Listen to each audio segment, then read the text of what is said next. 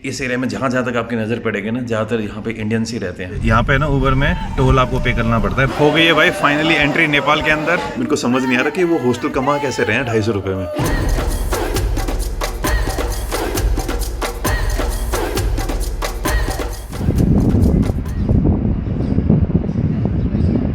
Good evening guys और स्वागत है आपका एक और नई वीडियो में। तो भाई प्लेस है नायरोबी।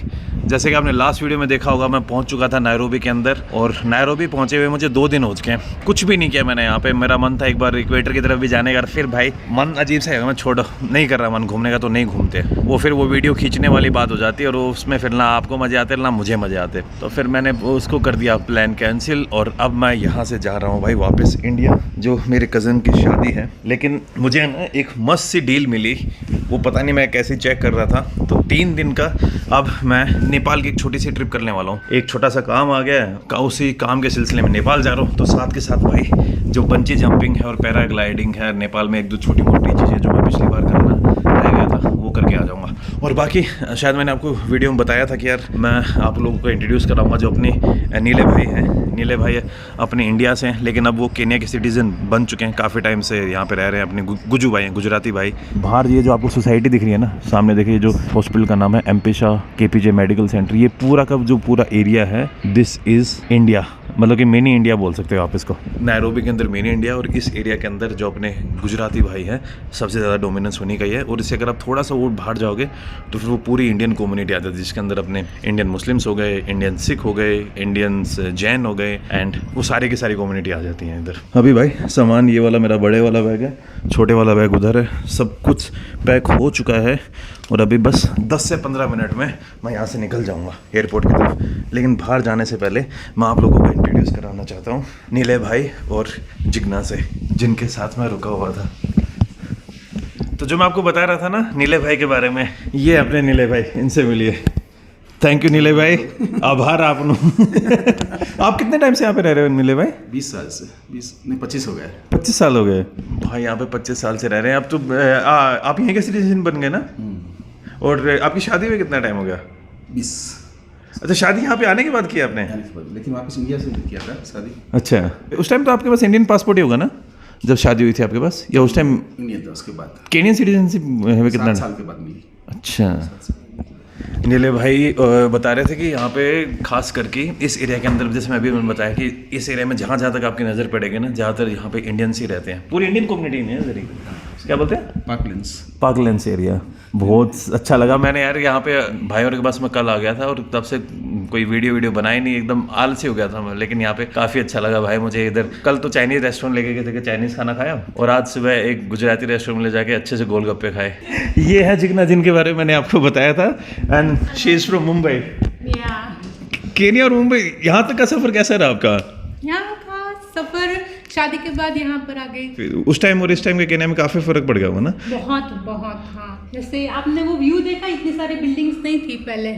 अच्छा, रूम में आप तो बहुत ज़्यादा हाँ उतनी नहीं थी। पर आप तो ऑलरेडी मुंबई से आते हो, स्काई स्क्रैपर्स की तो आपको आदत होगी ना? हाँ, पर नहीं, मुझे फिर यहाँ पर पहले अभी आदत हो गई थी ऐसे। हाँ। वो रो हाउस देखने की। उसके बाद अचानक से लास्ट 5-10 ईयर्स में बहुत सारे भाइयों का चैनल भी है और चैनल का नाम है गुजू इन केन्या। एक बार आप फिर से बता दीजिए। गुजू इन केन्या। तो वीडियोस आप गुजराती में बनाते हो हिंदी में? नहीं, हिंदी में बनाते हैं। और शायद बहुत लोगों को पता भी है, शुभम आया था तभी उसने ही अच्छा किया था। लेकिन मेरी कंटिन्यूटी नहीं हो पाती है। जैसे कि आपने देखा ना, वीडियो बनाना मुश्किल हो जाता है, लोग इतना ओपन हो जाते हैं। फिर मैं आपको बताता हूँ, मैं किबिरा में गया था ना, जो आपने बताया कि यहाँ पे वीडियो बनाना मुश्किल, बाकी मेरे को कोई दिक्कत नहीं हुई। किबिरा में एक बंदे के साथ वीडियो बना रहा था, वो बोलता है I don't know, maybe you are a tourist और ए टेररिस्ट। बंदा भाई मैंने कौन सा आगे बम फोड़ दिया? नहीं, हम कुछ नहीं, और ना कुछ भी नहीं करेंगे, गिव मी मनी, पैसे दो, हाँ वैसे चालू हो जाएगा। जिस दिन मैं आया ना, उसे नीला भाई और जिग्ना मुझे एक बात बता रहे थे कि अगर यहाँ पे आपके पास चोर आता है ना, तो उसको चोर को सारी चीजें दे दो। तो चोर एंड में क्या बोल के जाएगा भाई?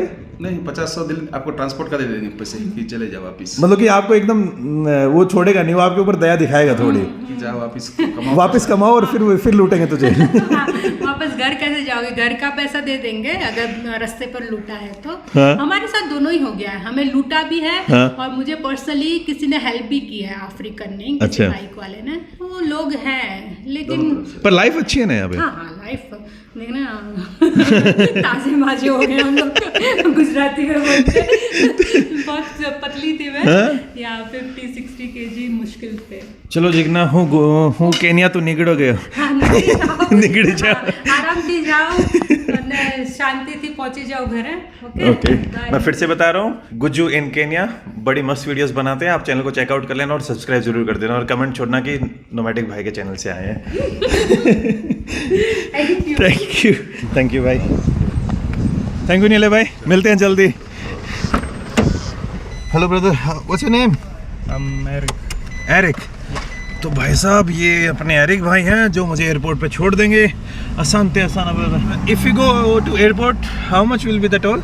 I'm not sure. What do you think? Like, maybe do you have any idea? Approx, it will range around 400 there. I'm not so sure. Okay यहाँ पे ना उबर में टोल आपको पे करना पड़ता है, बाकी तो सारी मैंने ना कार्ड पेमेंट कर रखी है, मेरे कार्ड से अपने आप डिडक्ट हो जाएगा, लेकिन जो टोल है वो मुझे कैश में पे करना पड़ेगा और कैश मेरे पास सिर्फ 500 ही बचे हैं, तो 500 में शायद काम हो जाएगा। ये भाई सामने जो आप देख रहे हो ना, ये है यहाँ का एक्सप्रेसवे।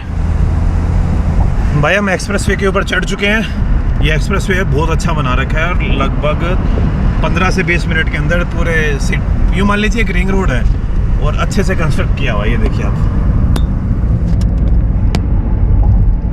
रात के टाइम पे ना भाई ये बड़ा प्यारा लगता है, ऐसा लगता है कि आप न्यूयॉर्क से जा रहे You हो। have a chance to look down.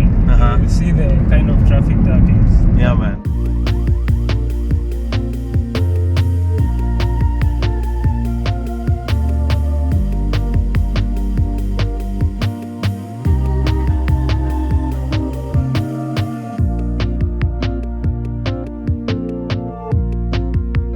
पहुंच गया एयरपोर्ट के ऊपर। और यार एयरपोर्ट की बिल्डिंग बड़ी प्यारी है, अच्छा एयरपोर्ट, ये मानना पड़ेगा। पहुंच गया हूँ भाई एयरपोर्ट के ऊपर, केन्या के नैरोबी इंटरनेशनल एयरपोर्ट के ऊपर। चेक इन करके फिर मैं आप लोगों से ढंग से बात करूँगा। भाई चेक इन हो गया है मेरा।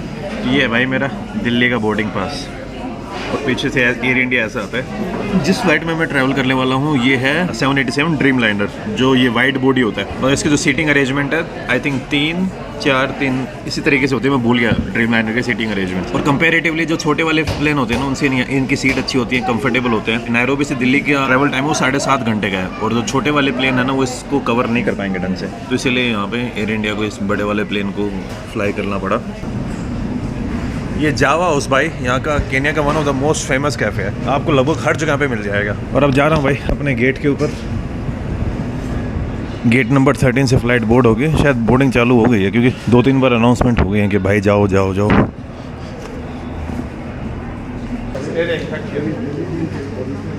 भाई जो बोर्डिंग वो सब ऑलमोस्ट कंप्लीट हो चुकी है। आज मैं ना बोर्डिंग लेट ही करने वाला हूँ, लगभग लोग अंदर जा चुके हैं। ये देखिए पूरा ये भरा हुआ था क्योंकि प्लेन बड़ा है ना, तो बड़े प्लेन में बोर्डिंग के लिए टाइम भी बहुत लग जाता है। काफ़ी देर पहले ही बोर्डिंग स्टार्ट हो गई थी।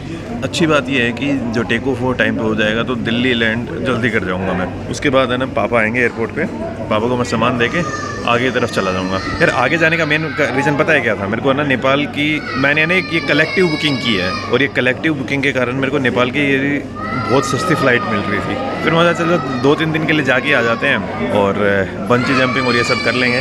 वैसे अभी तक मैंने बंची जंपिंग और वो सब बुक नहीं किया है, कल दिल्ली लैंड होने के बाद वो सारी की सारी चीज़ें बुक करूँगा। तो भाई जा रहा हूँ मैं इधर एरो ब्रिज में आ चुके हैं। वैसे है ना आजकल इंडिगो भी चलने लग गई है, लेकिन वो नैरोबी से डायरेक्ट मुंबई आती है, दिल्ली की फ़्लाइट नहीं है। आसान तो भाई केन्या को आसान आसाना, अब जा रहे हैं अपने इंडिया वापस। भाई सच में काफ़ी बड़ा एयरक्राफ्ट है।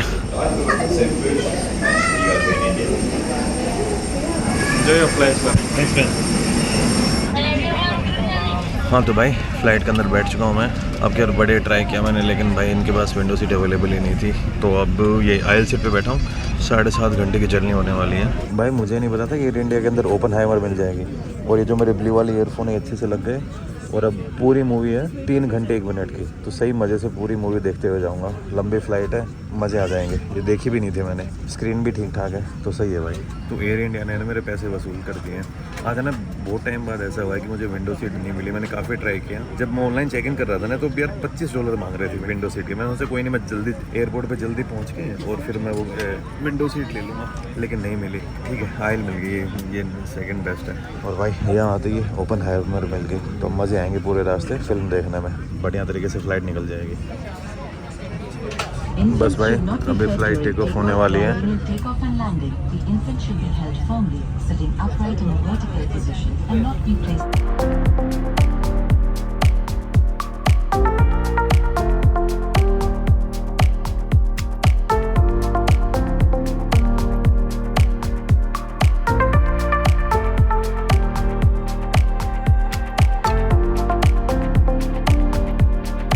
हाँ भाई पहुंच चुका हूँ वापस इंडिया में। यूँ मान लीजिए 2 घंटे रुका। जो बड़े वाला बैग था वो पापा को दिया, पापा अभी इधर आ रखे थे।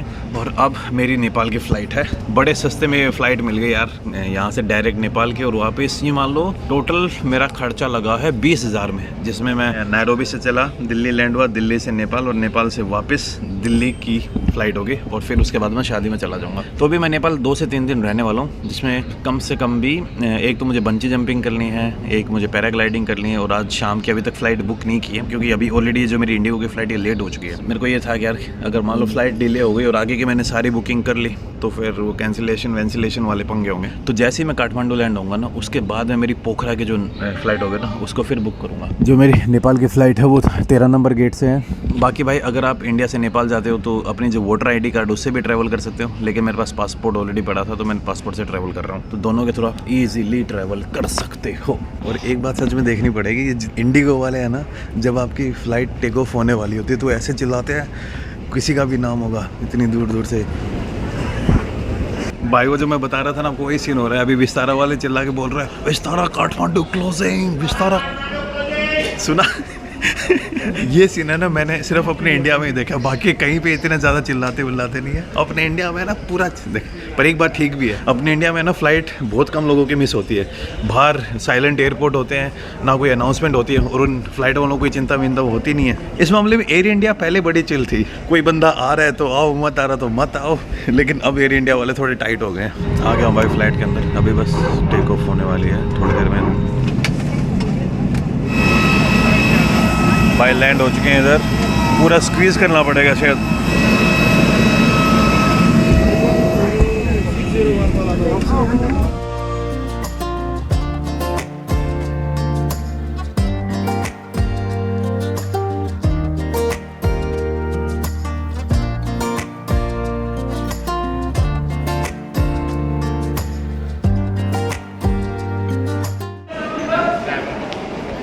हो गई है भाई फाइनली एंट्री नेपाल के अंदर। जो बड़े वाला बैग था मेरे पास है नहीं, छोटे वाले बैग से आया हूँ मैं कि छोटे मोटे काम ही है मेरे को, ये बंची जंपिंग करनी और यही करना है तो अब। और हाँ, जो आगे पोखरा जाने वाला सीन था मैंने आज कैंसिल कर दिया भाई। ये देखिए,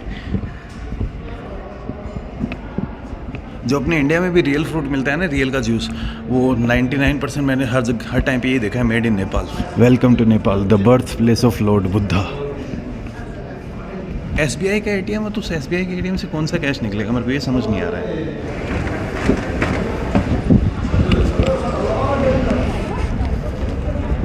भाई निकल गया हूँ बाहर काठमांडू के एयरपोर्ट से। नीचे जाके ना वहाँ से बाइक टैक्सी पकड़ूंगा मैं। नॉर्मल टैक्सी लेने का तो मेरा कोई अभी मूड है नहीं। तो सबसे पहले ना मैंने एक सिम कार्ड ली और सिम कार्ड पड़ी मुझे 500 रुपये की, नेपाली 500 रुपये की। अपने इंडिया के 300 रुपये मान लीजिए आप, 300 से 350, जिसमें मुझे 10 GB का डेटा मिल गया, 7 दिन उसकी वैलिडिटी है। और इतने दिन चाहिए थे मुझे, एक हिसाब से उससे कम ही दिन चाहिए। और होटल मैंने ऑलरेडी बुक कर लिया है, डायरेक्ट होटल में जाऊँगा। वैसे काठमांडू के अंदर ना भाई हॉस्टल बड़े सस्ते मिल रहे थे, लेकिन यार आज जाना मैं होटल में रुकूंगा क्योंकि नायरोबी से निकलने के बाद ढंग से रुका ही नहीं हूँ, धुआं चले ही जा रहा हूँ। यह है त्रिभुवन इंटरनेशनल एयरपोर्ट अराइवल। बड़ा बैग ना होने के कारण है ना मैं बाइक टैक्सी ले सकता हूँ, ये अच्छा है। बड़े बैग के कारण है ना आपकी ट्रैवलिंग बहुत लिमिटेड हो जाती है। जैसे अपने इंडिया में ऊबर और उस ओला काम करती है, नेपाल के अंदर ऊबर काम नहीं करती। यहाँ की एक लोकल एप्लीकेशन है पठाओ, और पठाओ बांग्लादेश में भी काम करती है। मुझे ये नहीं पता है कि पठाओ बांग्लादेश की है या नेपाल की। तो भाई साहब नेपाल के अंदर आपका सबका स्वागत है। दूसरी बार आ रहा हूँ मैं नेपाल। अब मैं पठाओ बुक करता हूँ बाइक टैक्सी। मेरे पास नेपाली करेंसी है नहीं तो मैं भाई को इंडियन करेंसी में पे करने वाला हूँ। 110 रुपये दिखा रहा है। नेपाल के अंदर भी मैं बोडा बोडा यूज़ करने वाला हूँ। जैसे केनिया में नहीं बोलते हैं वो बाइक टैक्सी को बोडा बोडा, तो मेरी बोडा बोडा अभी आ रही है। कोशिश करूँगा उस भाई को इंडियन करेंसी में पेमेंट कर लेंगे, मेरे पास नेपाली करेंसी है नहीं। और अगर भाई ने एक्सेप्ट नहीं की तो मेरे पंगे हो जाएंगे। फिर मैं जो होटल में जा रहा हूँ उन होटल वालों से बात करूँगा कि यार मुझे तुम करेंसी एक्सचेंज करके दे दो, मैंने बाद में पेमेंट कर दूँगा। ये देखिए यहाँ पे हूँ मैं, T3 Thakali multi food grain. और इधर मज़े तो आएंगे यार। अभी 3-4 दिन के लिए यूँ लिमिटेड ट्रिप है। अब जाके सबसे पहले खाना खाना है, और मुझे नेपाली खाना बड़ा मस्त लगता है। दुबई में भी एक रेस्टोरेंट है एवरेस्ट एंड हिमालयन, वहाँ पे हम जाते रहते हैं अनु के साथ, वो थकाली खाना सेट खाने। टैक्सी वाले भाई है ना, बाइक वाले भाई, उनको एड्रेस समझाने मैंने इतनी वो हालत ख़राब हो गई। वो भाई हिंदी भी बोलते हैं, लेकिन पता नहीं यार, या तो मैं उनको ढंग से समझा नहीं पा रहा हूँ या वो मेरी बात समझ नहीं पा रहे हैं, कुछ तो गड़बड़ है।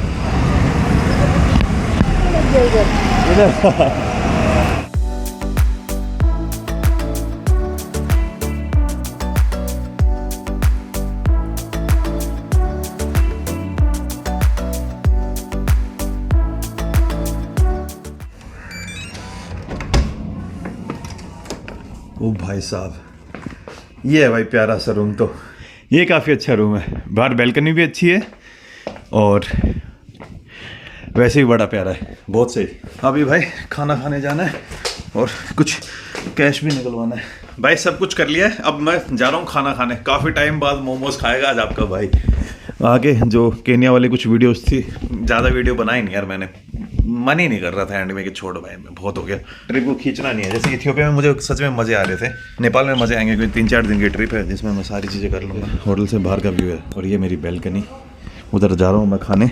मैं रुका हुआ हूँ थमिल एरिया में। थमिल एरिया बैकपैकर्स के लिए भी एरिया है, नाइट लाइफ के लिए भी है। और काफ़ी लोग मुझे बोल रहे थे कि ये काठमांडू का रेड लाइट एरिया है बोलते हैं, लेकिन मुझे रेड लाइट एरिया बिल्कुल नहीं लगा भाई। मुझे बड़ा प्यारा एरिया लगता है ये। दबा के आपको बैकपैकर्स मिलेंगे, अच्छे सस्ते और प्यारे होटल मिल जाएंगे, हॉस्टल्स मिल जाएंगे। भाई नेपाल के अंदर अभी मैं सर्च कर रहा था, 200 से 250 रुपये के अंदर आपको हॉस्टल मिल रहा है। और इतना अच्छा हॉस्टल की क्या ही बताऊँ मैं आपको, 250 रुपये के अंदर। 250 रुपये भाई, अगर आप एक बार किसी कैफे में घुस जाओ तो 250 रुपये का कैपेचिनो नहीं आता है। और 250 रुपये में आपको यहाँ पे रुकने के लिए जगह मिल जाएगी जिसमें आप नहा सकते हो, वॉशरूम यूज कर रहे हो, वाईफाई यूज कर रहे हो। मेरे को समझ नहीं आ रहा कि वो हॉस्टल कमा कैसे रहे हैं 250 रुपये में। तो अब निकलते हैं भाई, ये निकाल लिया कार्ड और चलते हैं। भाई ट्रैफिक जाम नेपाल की भी एक बहुत बड़ी समस्या है और काठमांडू में तो कुछ ज़्यादा है, और खास करके काठमांडू के थमिल एरिया में, क्योंकि बहुत ज़्यादा कंजस्टेड एरिया है ना ये। तो लाइन अच्छी खासी लगी हुई थी। यहाँ पे आपको अपने रिक्शा वाले भाई मिल जाते हैं। अभी खाना खाने जा रहे हैं भाई, मोमोज खाने वाला हूँ आज मैं, और कुछ नहीं। जब मैं पिछली बार नेपाल आया था उस टाइम थी दिवाली, तो दिवाली के ऊपर माहौल आपको पता ही कैसा होगा, हर जगह लाइटें वाइटें। लेकिन अब की बार भी है ना, लाइट कम नहीं है। अभी थमिल एरिया में मैं मोमोज खा के आया, काफ़ी टाइम बाद मोमोज मिले भाई मुझे। ये देखिए अभी इस टाइप का माहौल है पूरी थमिल स्ट्रीट के ऊपर। 2 प्लेट खा लिए भाई मोमोज, कितने दिनों बाद मिले हैं मुझे, 5-6 महीने हो गए। लास्ट टाइम शायद मैंने इंडिया में ही खाए थे। ये देख लीजिए भाई, JCB की खुदाई। जो खाने पीने वाला सिस्टम था सारा कंप्लीट हो चुका है। अब भाई जाके आराम ही करना, कल सुबह इधर से पैसे निकलवा के लेके जाऊंगा। ये है भाई मेरा होटल, काठमांडू आगंतुक होटल। हाँ भाई आ गया हूँ रूम में। बस अभी डेटा वेटा का काम करना है, सोना है। केनिया के अंदर वैसे अभी क्या टाइम हो रखा है, अभी 9:30 हो रखे हैं। तो केनिया के अंदर अभी 6:45 है, ज़्यादा टाइम नहीं हुआ है। नेपाल में अभी टाइम हो गया 9:30 और अभी इंडिया में 9:15 हुआ है। नेपाल की जो टाइम जोन है वो थोड़ी वियर्ड है। जैसे अपनी इंडिया की +5:30 है ना GMT, नेपाल की है GMT +5:45। जब आप और किसी कंट्री से जिससे नेपाल का टाइम जब कंपेयर करोगे ना तो थोड़ा कन्फ्यूजन होगा। नॉर्मली जो कंट्रीज है ना वो GMT +1, 2, 3 या GMT -1, 2, 3 में खेलती हैं। अपनी इंडिया ने हाफ किया है, हाफ 5:30 GMT।